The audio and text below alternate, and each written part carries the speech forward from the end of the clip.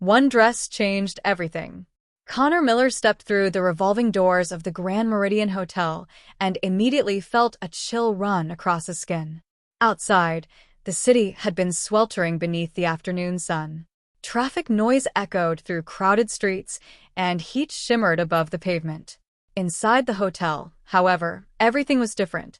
Cool air drifted through the spacious lobby, and polished marble floors reflected the glow of elegant chandeliers hanging overhead. For a moment, Connor simply stood there taking it all in.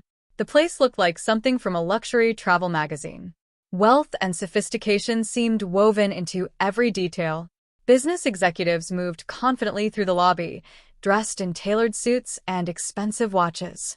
Hotel staff glided from one task to another with practiced professionalism. Connor felt completely out of place. His faded polo shirt bore the faint stain of a coffee spill from earlier that morning. The duffel bag slung over his shoulder had seen better days, its worn fabric and fraying seams showing years of use. Several sleepless nights and a long flight had left dark circles beneath his eyes. As he approached the reception desk, Patricia, the woman working behind it, looked up from her computer screen. Her eyes immediately settled on him. He certainly didn't resemble the hotel's usual guests, but something about him caught her attention. Offering a warm and professional smile, she greeted him before he even had a chance to introduce himself. "Miss Walsh, welcome. We've been expecting you." Connor blinked. "I'm sorry." Without hesitation, Patricia bent beneath the counter and retrieved an elegant burgundy garment bag. The bag displayed the embroidered logo of a prestigious designer label. Beside it, she placed a leather portfolio. "Your conference materials arrived earlier this morning from Pinnacle Corporation," she explained. "Everything has been prepared for your stay. Housekeeping pressed your wardrobe, and your executive package includes several complimentary services throughout the week." Connor stared at the items. There had clearly been a mistake. "I think you've got the wrong guest." Patricia glanced briefly at her monitor. "Julia Walsh," she replied confidently. "Management Leadership Conference." Connor shook his head. "My name's Connor." For the first time, Patricia frowned slightly, though only for a second. Then her smile returned. "Of course." She slid a room key across the counter. "Your suite is ready. Suite 2412. Registration begins tomorrow morning at 8. You'll find everything you need in your welcome package." Before Connor could explain further, another guest stepped forward demanding assistance. Patricia turned away. The conversation was over. Connor stood there holding the garment bag and portfolio, unsure how he had somehow become Julia Walsh. After several moments of confusion, curiosity got the better of him. He picked up the items and headed toward the elevators. Inside, mirrored walls surrounded him from every angle. His reflection stared back. Messy hair, unshaven face, travel-worn clothing. A man who looked more like a struggling freelancer than a corporate leadership consultant. The elevator carried him silently upward. 24 floors later, the doors opened onto a quiet hallway lined with plush carpeting and tasteful artwork. Following the room numbers, Connor eventually arrived at Suite 2412. He inserted the key card. A green light flashed. The lock clicked open. Connor pushed the door inward and immediately froze. The suite was enormous. Floor-to-ceiling windows stretched across one wall, offering a breathtaking view of the city's skyline below. Modern furnishings filled the room. Soft lighting illuminated a luxurious king-sized bed. Every piece of furniture looked expensive. The suite felt larger than Connor's entire apartment. Slowly, he stepped inside. The door closed behind him. For several moments, he simply wandered through the room in disbelief. Eventually, his attention shifted toward the garment bag. Curiosity demanded answers. He unzipped it. What he found only deepened the mystery. A complete professional wardrobe hung neatly inside. There were elegant silk blouses in cream and pale blush colors, tailored black trousers, a charcoal pencil skirt, a fitted navy blazer, and at the center of everything hung a beautiful burgundy dress. Matching pumps rested carefully in a separate compartment. Pinned to the dress was a handwritten note. Connor removed it carefully and began reading. "Julia, you're going to be amazing this week. I know you'll impress everyone. Can't wait to hear all about it when you get back. Marcus. Connor lowered the note slowly. Questions continued multiplying. Turning toward the leather portfolio, he opened it. The cover page displayed a title: Advanced Management Strategies for Modern Organizations. Lead Facilitator, Julia Walsh. Connor flipped through page after page. Detailed workshop outlines, presentation slides, case studies, leadership exercises, schedules, discussion topics. Everything necessary to conduct an entire week-long corporate conference. Then his phone vibrated. The sudden sound made him jump. Pulling it from his pocket, he opened his banking application. The balance displayed on the screen made his stomach sink. $247.83. That was everything. Attending his own conference had nearly drained his savings. His return flight wasn't scheduled until Friday. Meanwhile, he was standing inside a luxury suite that someone else had already paid for.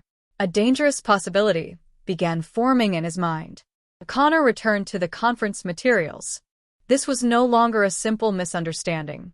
The hotel believed he was Julia Walsh. Pinnacle Corporation believed he was Julia Walsh. And somehow, despite multiple opportunities to notice something was wrong, nobody had questioned him. The realization should have terrified him.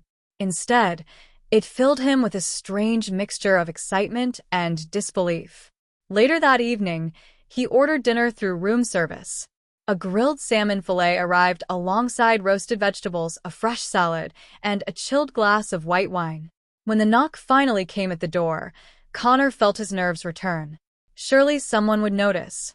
Surely the waiter would look at him and realize something was wrong. But nothing happened. The hotel employee wheeled the tray inside, offered a polite smile, obtained a signature, and departed without the slightest hint of suspicion. Connor closed the door and stared after him. Still Julia Walsh. Apparently convincing enough. Settling into a chair near the windows, he ate while reviewing the workshop materials. Page after page covered familiar territory: leadership development, workplace communication, conflict management, employee engagement, team accountability. The more he studied, the more comfortable he became. Over the years, Connor had spent countless hours coordinating software teams, managing client expectations, resolving disputes, and guiding projects through crises. Many of the concepts being presented weren't merely theories to him. They were lessons he had learned firsthand. By 10 o'clock that evening, he had practically memorized the opening session. He rehearsed several sections aloud, refining his delivery and imagining potential audience questions. Eventually, he returned the burgundy dress to the closet and prepared for bed. Before turning off the lights, he set 3 separate alarms. Just in case. The mattress felt impossibly comfortable. Within minutes, sleep claimed him. Morning arrived much sooner than he would have liked. Sunlight spilled through the enormous windows. Connor groaned as the alarms dragged him from sleep. Still half awake, he found himself making a decision he hadn't seriously considered before. He shaved his legs. The process took longer than expected. When he finally finished, he ran a hand across his skin. Smooth. The sensation felt surprisingly different. More than that, it felt symbolic, as though he had crossed some invisible threshold. One step further away from Connor. One step closer to Julia. Inside the cosmetic case, waiting on the bathroom counter, he discovered an assortment of professional makeup products. Nothing excessive. Everything subtle and tasteful. Foundation, mascara, lip color. Neutral tones designed for business settings rather than glamour. Drawing upon memories from his college theater days, he carefully applied each product. Light touches. Minimal enhancement. Just enough to soften features and create a polished appearance. When he finished, the results startled him. The transformation wasn't dramatic. That was what made it effective. The makeup didn't create a new face. It simply refined the one already there. The burgundy dress slipped into place effortlessly. After arranging his brown hair into a neat bun at the back of his head, Connor stepped in front of the mirror. For several seconds, he simply stared. The reflection no longer looked like a tired freelancer who had arrived carrying a worn duffel bag. The woman staring back appeared composed, professional, confident, sophisticated. She looked exactly like someone who belonged at a leadership conference. She looked like Julia Walsh. The heels still required concentration, but by now he had become significantly more comfortable wearing them. Carefully, he made his way to the elevator. No mishaps. No stumbles. No awkward moments. As he crossed the lobby, Patricia immediately recognized him. "Good morning, Miss Walsh."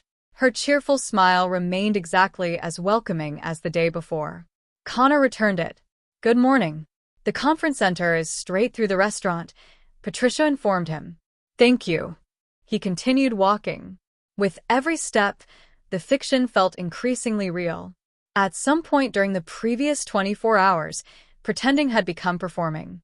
And performing had become living. Coffee first, he decided. Confidence later. The conference room was already alive with activity when he arrived. Clusters of managers sat around a large horseshoe arrangement of tables. Laptop screens illuminated faces. Fresh coffee aromas drifted through the room. Conversations filled the air. People exchanged introductions and discussed challenges waiting for them back at their offices. Connor paused at the doorway. His heart pounded. This was it. The moment where everything could unravel. Before he could gather his thoughts, a voice called out enthusiastically. "Julia." A sharply dressed man crossed the room toward him. He extended his hand immediately. "Marcus Chun, Vice President of Human Resources." Connor shook it. "It's a pleasure." Marcus grinned. "We're incredibly grateful you could join us on such short notice." Before Connor could respond, Marcus turned toward the audience. "Ladies and gentlemen, let's welcome Julia Walsh." Conversation stopped. Every face in the room turned toward him. 25 professionals watched expectantly, waiting, observing, judging. Connor felt the weight of every gaze. Taking a slow breath, he walked to the front of the room. He connected his laptop. The presentation title appeared on the projection screen. And then something unexpected happened. The fear vanished. Completely. The room suddenly felt familiar. Comfortable. This wasn't an interrogation. It wasn't a trap. It was simply a group of people trying to solve problems. Something Connor had spent years doing. He smiled naturally. "Good morning, everyone." Instant silence. "Before we begin discussing today's material, I'd like to start with a question." He paused. "What leadership challenge is causing you the most frustration right now?" Almost immediately, hands rose throughout the room. Connor pointed toward a woman seated near the center. Without hesitation, she answered. "Managing remote employees. Half my team works from home now, and keeping everyone aligned gets harder every month." Connor nodded thoughtfully. "How many of you are dealing with something similar?" Nearly every hand in the room went up. A wave of confidence swept through him. This wasn't acting. This wasn't deception. This was experience. Leaving the podium behind, Connor began moving through the room. He asked follow-up questions, encouraged quieter participants to contribute, connected one person's challenge to another person's solution. Gradually, the atmosphere transformed. The workshop stopped feeling like a lecture. It became a conversation. People relaxed. Ideas flowed. Stories emerged. The room grew, increasingly engaged. As he moved between tables, the sound of his heels disappeared into the carpet. Whiteboards filled with notes. Communication breakdowns. Accountability concerns. Department conflicts. Productivity issues. Leadership frustrations. Patterns began emerging. Connor helped participants recognize connections they had previously overlooked. What initially appeared to be separate problems often shared common roots. The more discussion unfolded, the more energized the room became. Hours passed without anyone noticing. Eventually, Connor checked the elegant silver watch resting on his wrist. "Let's take a 15-minute break." The announcement triggered immediate movement. Managers headed toward coffee stations. Small groups gathered in the hallway. Conversations continued enthusiastically. Connor opened a bottle of water and drank deeply. 3 straight hours of speaking had left his throat dry. Outstanding session. Connor turned. Marcus stood beside him holding a coffee cup. "They're a fantastic group," Connor replied. Marcus laughed. They are. But you're doing an incredible job. Connor smiled politely. Marcus continued. I attended one of your workshops in Chicago last year. For a split second, Connor nearly choked on his water. Chicago? Panic flashed through him. His mind raced. One wrong response could destroy everything. But years of handling workplace emergencies had taught him an important lesson. Stay calm. Think fast. Adapt. Every audience teaches me something different, he said smoothly. I've refined several parts of the program since then. Marcus nodded approvingly. It shows. Relief washed through Connor. Then Marcus added another surprise. Our executive team would love to take you to dinner tomorrow evening. Connor maintained his professional expression. That sounds wonderful. Nothing formal, Marcus assured him. Just networking, leadership discussions, and a chance for everyone to connect. I'd be happy to join. The afternoon session focused on conflict management. Participants split into small groups and worked through realistic workplace scenarios. Rather than standing at the front of the room lecturing, Connor circulated among the tables. He listened, asked questions, challenged assumptions, encouraged deeper thinking. By now he barely noticed the heels. At one table, two managers had become intensely invested in a fictional budget dispute.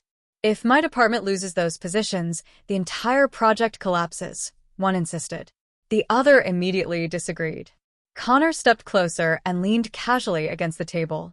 What if neither of you is solving the actual problem? The argument stopped. Both managers looked up. And for the next several minutes, Connor guided them toward a solution neither had considered. As they began seeing the situation from a different perspective, he realized something surprising. For the first time since arriving at the hotel, he wasn't worried about being discovered. He was too busy being good at the job. Here's a unique rewritten continuation that keeps the story long, detailed, and natural while changing the wording significantly. What exactly are you suggesting? One manager asked. Connor leaned slightly forward. What if the issue isn't about protecting your department's budget at all? What if the real challenge is understanding why the other person feels those resources are essential to their success? The younger manager frowned thoughtfully. Across the table, the older manager slowly nodded. For several seconds, neither spoke. Then the conversation shifted. Instead of defending positions, they began exploring underlying concerns. Questions replaced arguments. Assumptions were challenged. New possibilities emerged.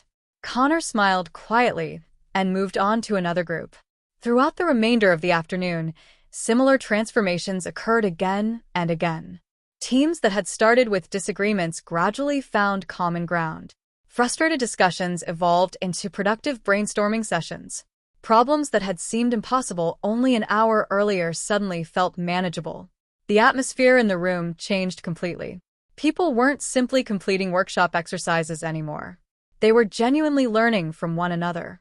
By the time 5 o'clock arrived, fatigue was beginning to show. Coffee cups sat empty. Notebooks were filled with scribbled observations. Several participants stretched tired shoulders after spending most of the day focused on discussions and exercises. Connor returned to the front of the room and reviewed the most important lessons from the day. He summarized key insights, highlighted recurring themes, and assigned a simple leadership observation exercise for everyone to complete that evening.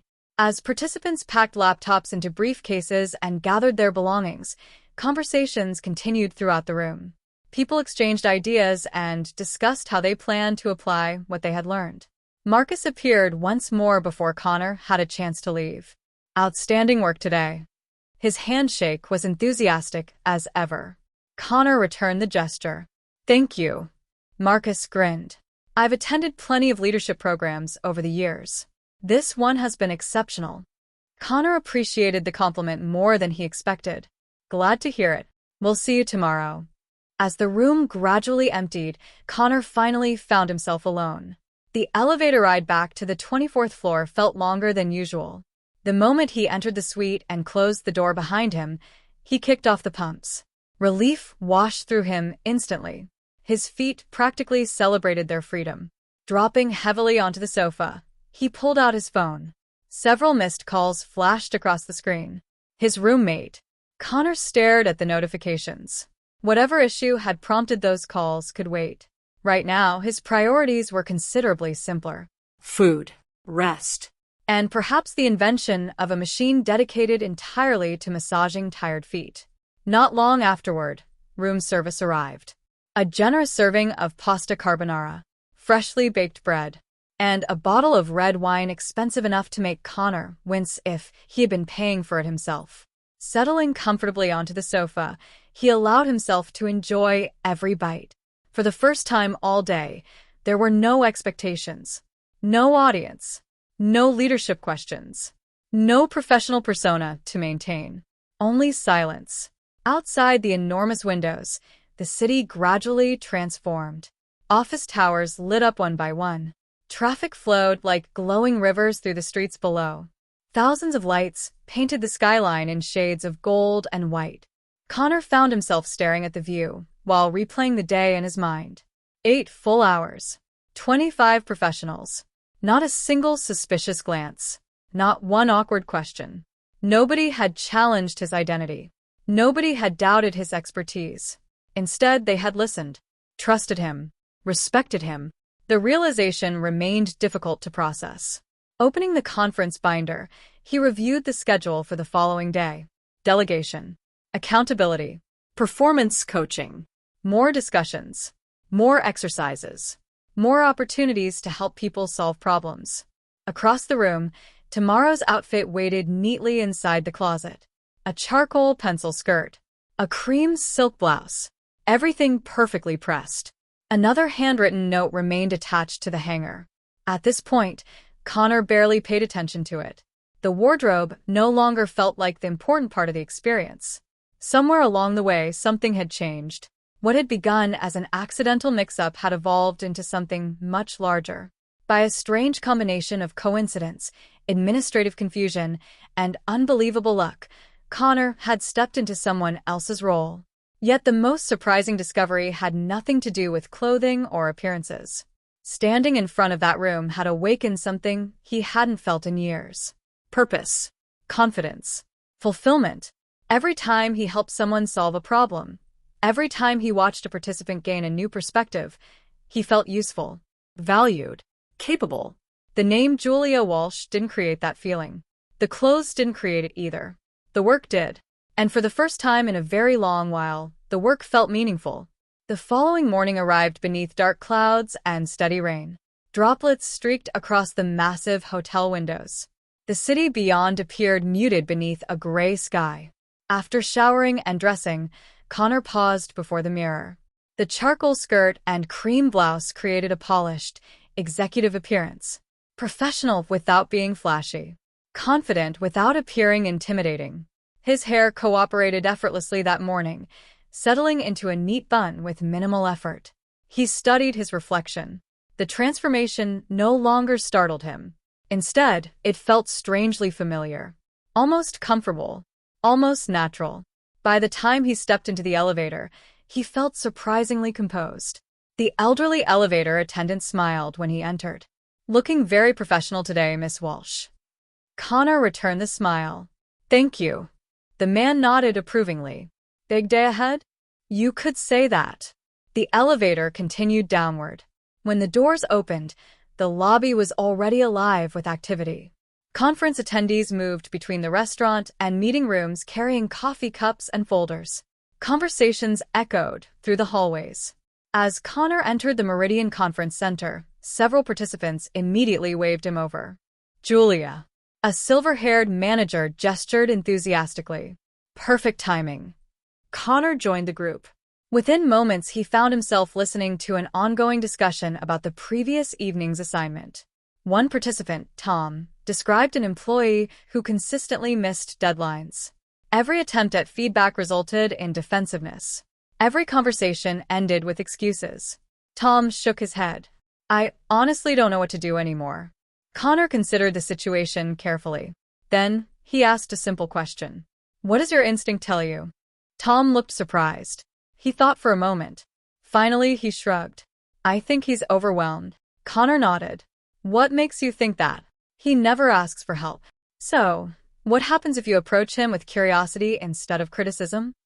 Silence followed. Several managers exchanged thoughtful looks.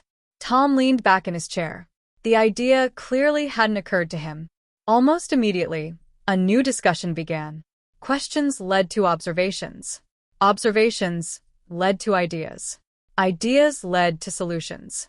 And just like that, another leadership lesson emerged naturally from conversation. The rest of the morning disappeared in a whirlwind of exercises, coaching scenarios, and breakthrough moments. Connor drew heavily from his years managing development teams. Real-world experiences became practical examples. Challenges became learning opportunities. Participants filled pages of notebooks with observations and insights. Many pushed back with thoughtful questions that forced Connor to think even more deeply. The exchange energized everyone involved. Lunch was served in a private dining room adjacent to the conference center. Determined not to stain the cream blouse, Connor carefully ate a Caesar salad while reviewing his afternoon notes. A familiar voice interrupted his concentration. "Mind if I join you?" Looking up, he recognized Rebecca, the same woman who had called him before the conference began. She carried a lunch plate and smiled warmly. "Of course." Rebecca sat down. "I've been sitting in on portions of the sessions whenever I can." Connor smiled. "Hopefully that's a good thing." "It's definitely a good thing." She laughed softly. "Your discussion about delegation really hit home for me." Connor set down his fork. "How so?" Rebecca sighed. "I keep taking on tasks myself because training someone else feels like more effort." Connor nodded knowingly. "That's one of the most common leadership traps." She pointed her fork toward him. "So, what's the solution?" Connor thought for a moment. "What's one responsibility you could delegate this week as an experiment?" Rebecca considered the question seriously. Their conversation continued until lunch ended and the afternoon workshops resumed. Hours later, as evening settled across the city and thousands of lights flickered to life beyond the towering windows, Connor found himself alone in the suite once again. The silence felt different now. Comfortable. Familiar. Opening the binder for Thursday sessions, he reviewed the next set of topics. Across the room, another carefully prepared outfit waited patiently in the closet. Yet Connor's attention remained elsewhere. What mattered most wasn't hanging inside that closet. It was waiting in the conference room tomorrow. The opportunity to help people grow. And the growing realization that somewhere along the way, he had become exactly the leader everyone believed him to be. "I'll rewrite this section in a unique, expanded style while keeping the story length and flow intact." Connor returned the greeting with a polite smile and made his way toward the conference center. The hotel lobby was already bustling with activity. Business travelers hurried between meetings, coffee cups in hand, while conference attendees gathered in small groups discussing the previous day's lessons. The steady sound of conversation followed him as he crossed the lobby and entered the Meridian conference room. The energy inside was noticeably different from the first day. People seemed more relaxed now. The formal barriers had begun to disappear. Participants were no longer strangers sitting quietly behind laptops. They had become collaborators, sharing experiences and learning from one another. Clusters of managers stood around coffee stations, exchanging ideas and debating leadership challenges. The moment Connor stepped into the room, several people noticed him. "Julia," a familiar voice called from across the room. Connor turned to see a silver-haired manager waving enthusiastically from one of the tables. "We were hoping you'd join us." Smiling, Connor walked over. Within moments, he found himself pulled into an ongoing discussion. The group shifted slightly to make room for him. One manager, a middle-aged man named Tom, appeared particularly frustrated. He rubbed the back of his neck before speaking. "I've got an employee who's driving me crazy." Several people chuckled knowingly. Tom continued. "He misses deadlines constantly. Every project seems to arrive late. But whenever I try to discuss performance issues, he immediately becomes defensive." Connor listened carefully. He didn't interrupt. He didn't rush to offer solutions. Instead, he allowed Tom to explain the situation fully. The group waited quietly. When Tom finally finished, Connor leaned forward slightly. "What do you think is really happening?" The question caught Tom off guard. He blinked. For a few moments he stared at the table. Then he shrugged. Honestly? Connor nodded. I think he's struggling. What makes you say that? Tom considered the question. He never asks for help. Connor folded his hands together thoughtfully. Interesting. The table remained silent. So, what happens if your next conversation focuses on curiosity instead of correction? Tom frowned. Connor continued. What if your goal isn't proving he's failing? The manager looked up. What if your goal is understanding why he's struggling? Silence settled over the table. Several participants exchanged thoughtful glances. One woman slowly nodded. Another manager scribbled something in his notebook. The entire conversation shifted direction. Instead of discussing disciplinary measures and performance warnings, the group began exploring possible causes. Stress, burnout, unclear expectations, personal challenges, lack of confidence. Suddenly the problems seemed much more complex than missed deadlines. Connor smiled quietly as the discussion developed. Questions often created better solutions than answers. Throughout the remainder of the morning, similar conversations unfolded across the room. Leadership scenarios evolved into meaningful discussions. Coaching exercises revealed unexpected insights. Group activities encouraged participants to challenge long-held assumptions. Connor moved between tables, offering observations and asking questions that encouraged deeper thinking. Years of managing remote software teams provided an endless supply of examples. He spoke about communication breakdowns, project bottlenecks, team dynamics, missed expectations, Difficult conversations. the participants responded enthusiastically. Many shared stories from their own organizations. Others challenged ideas and offered alternative perspectives. Notebooks filled rapidly with observations, diagrams, and action plans. The atmosphere became increasingly collaborative. What had started as a conference now felt more like a gathering of professionals solving problems together. By lunchtime, the room was buzzing with energy. People continued discussing leadership concepts even as they headed toward the adjoining dining area. Connor grabbed a plate and selected a light lunch. A Caesar salad seemed like the safest choice. Given the cream-colored silk blouse he was wearing, avoiding stains felt like a critical leadership challenge all by itself. Finding an empty table, he sat down and carefully adjusted his napkin. Just as he lifted his fork, a familiar voice interrupted him. "May I join you?" Connor looked up. Rebecca stood nearby holding a lunch tray. She smiled warmly. "Of course." He gestured toward the empty chair across from him. Rebecca sat down gratefully. "I've been dropping into the sessions whenever I can," she said. Connor smiled. "Hopefully that's a good sign." Rebecca laughed. "It's definitely a good sign." She picked up her glass. "Actually, your discussion about delegation hit a little too close to home." Connor raised an eyebrow. "Oh." Rebecca nodded.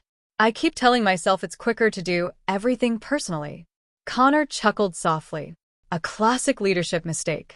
She pointed her fork toward him. "That's exactly what everyone keeps telling me." "Because it's true." Rebecca laughed again.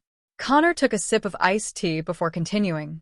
"The problem is that every task you refuse to delegate becomes another responsibility only you can handle." Rebecca nodded thoughtfully. "I know. So let me ask you something." She leaned forward. "What's one task you could hand off this week as an experiment?" Rebecca considered the question carefully. For several moments, she remained silent. Then she smiled. "I actually have one." "There you go." Their conversation continued throughout lunch. What started as a simple discussion about delegation quickly expanded into broader topics. Trust. Employee growth, leadership habits, building confidence within teams, creating opportunities for development. By the time lunch ended, Rebecca had filled several pages of notes. The afternoon session began shortly afterward. Returning to the conference room, Connor guided participants through accountability frameworks and performance coaching strategies.